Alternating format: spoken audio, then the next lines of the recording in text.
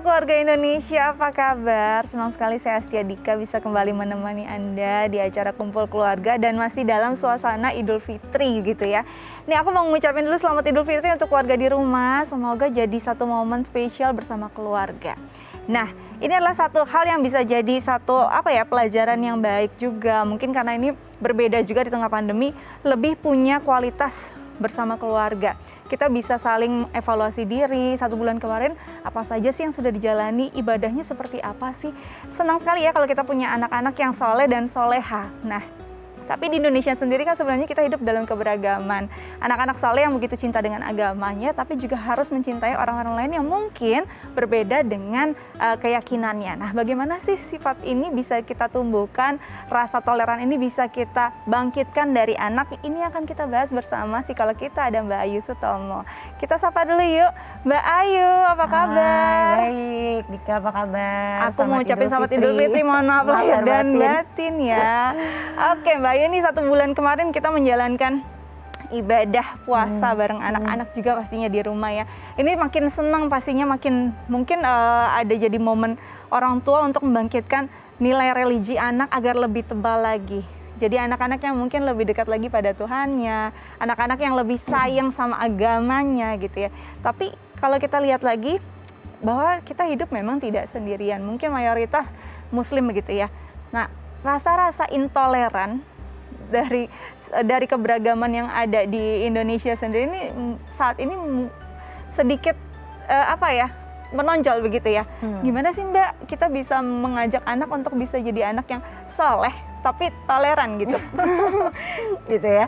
Gimana caranya supaya anaknya soleh tapi juga toleran gitu? Iya. Kalau mengajarkan agamanya secara benar, itu tentunya nilai-nilai itu nggak akan hilang. Karena kalau kita berbicara mengenai value agama Islam sendiri gitu kan ya, itu tidak ada yang kemudian ada nilai tentang wah harus menjauhi, karena ada yang namanya menjaga hubungan dengan Allah, tapi menjaga hubungan antar sesama manusia, hablum minan nasi itu ya kan. Jadi kalau misal mengajarkan agamanya secara benar, tepat, tidak berlebihan, tidak mengarah pada kiblat yang salah begitu kan ya.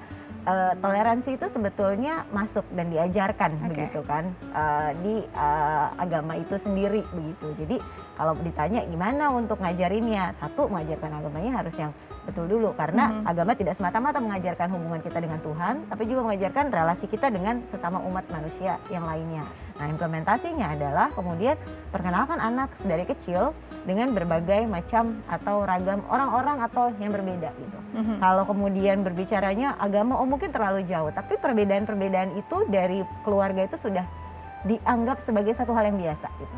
Karena kan kadang-kala ada satu value-value tertentu di keluarga tertentu mungkin yang wah harusnya sama nih, kita kan harusnya sama semua, kita kan seragam semua, lingkungan selalu dibiasakan yang homogen gitu kan. Tetapi kalau kita mau mengajarkan toleransi, biasakan nilai-nilai atau value-value perbedaan itu adalah suatu hal yang biasa. Kita gini, dia begitu, nggak apa-apa, sama gitu. Kita nggak kemudian kita menjadi lebih hebat atau bagaimana, tapi itu adalah hal yang biasa, itu adalah hal yang lumrah. Kalau orang lain berbeda sama kita, sepanjang kemudian tidak melukai, tidak menyakiti, tidak merugikan gitu, kita harus menghormati.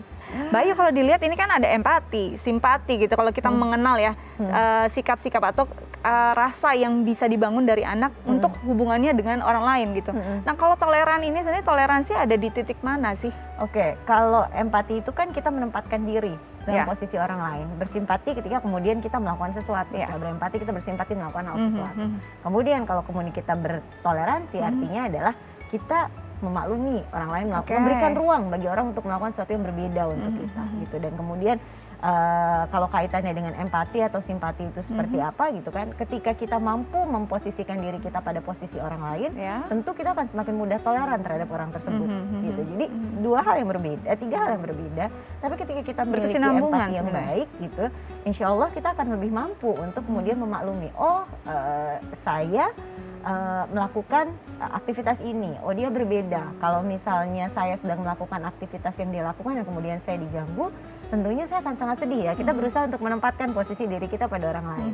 Nah, itu kemudian berarti saya tidak boleh untuk melakukan hal-hal yang mengganggu orang lain, sehingga saya punya maklum yang lebih. Saya kemudian lebih bisa mentoleransi terhadap perbedaan-perbedaan gitu. Jadi toleran itu sebenarnya maklum.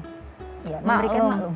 dan juga melepaskan keakuan diri bahwa kita merasa superior, merasa mungkin yang lebih pilihan kita adalah yang paling baik, jadi orang lain mungkin di bawah itu, padahal tidak juga, bisa jadi sama-sama baik tapi tergantung pilihannya seperti ya, betul, apa betul, begitu ya. Betul. Oke, ini makin seru, nanti kita bahas lagi dengan salah satu ibu, mungkin bisa dia berbagi cerita juga terhadap bagaimana dia mendidik anaknya di rumah, seperti apa terkait dengan toleransi ini. Tapi kita jeda dulu, jangan kemana-mana, tetap bersama kami di Kumpul Keluarga.